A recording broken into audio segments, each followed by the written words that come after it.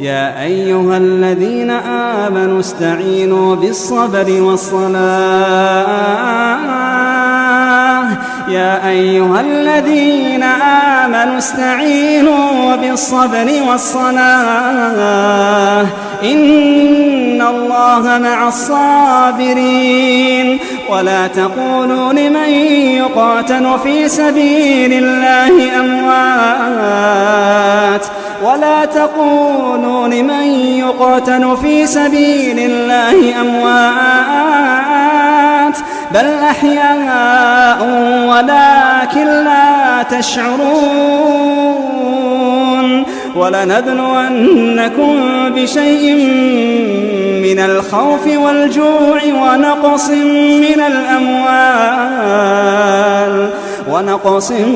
من الأموال والأنفس والثمرات وبشر الصابرين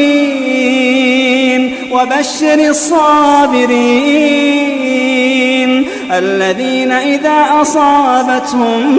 مصيبة قالوا إنا لله الذين إذا أصابتهم مصيبة قالوا إنا لله وإنا إليه راجعون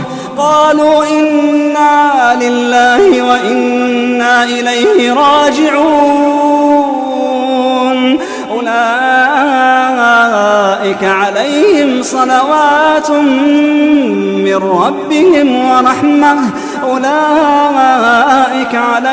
صلوات من ربهم ورحمة وأولئك هم المهتدون إن الصفا والمروة من شعائر الله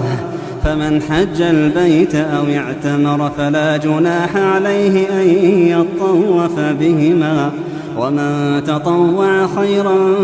فإن الله شاكر عليم إن الذين يكتمون ما أنزلنا من البينات والهدى من بعد ما بيناه للناس في الكتاب أولئك يلعنهم الله ويلعنهم اللاعنون إلا الذين تابوا وأصلحوا وبينوا فأولئك أتوب عليهم وأنا التواب الرحيم إن الذين كفروا وماتوا وهم كفار أولئك عليهم لعنة الله والملائكة والناس أجمعين خالدين فيها لا يخفف عنهم العذاب ولا هم ينظرون وإلهكم إله واحد لا إله إلا هو الرحمن الرحيم إن في خلق السماوات والأرض واختلاف الليل والنهار والفلك التي تجري في البحر بما ينفع الناس وما أنزل الله من السماء من ماء فأحيا به الأرض بعد موتها وبث فيها من كل دابة وتصريف الرياح والسحاب المسخر بين السماء والأرض لآيات لقوم يعقلون ومن الناس من يتخذ من دون الله أندادا يحبونهم كحب الله والذين آمنوا أشد حبا لله ولو يرى الذين ظلموا إذ يرون العذاب أن القوة لله ولو يرى الذين ظلموا إذ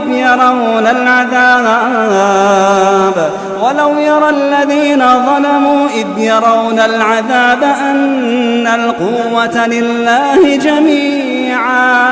أن القوة لله جميعا وأن الله شديد العذاب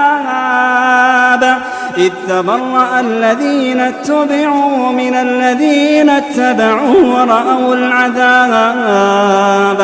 وتقطعت بهم الأسباب وقال الذين اتبعوا لو أن لنا كرة فنتبرأ منهم كما تبرأوا منا كذلك يريهم الله أعمالهم حسرات عليهم وما هم بخارجين من النار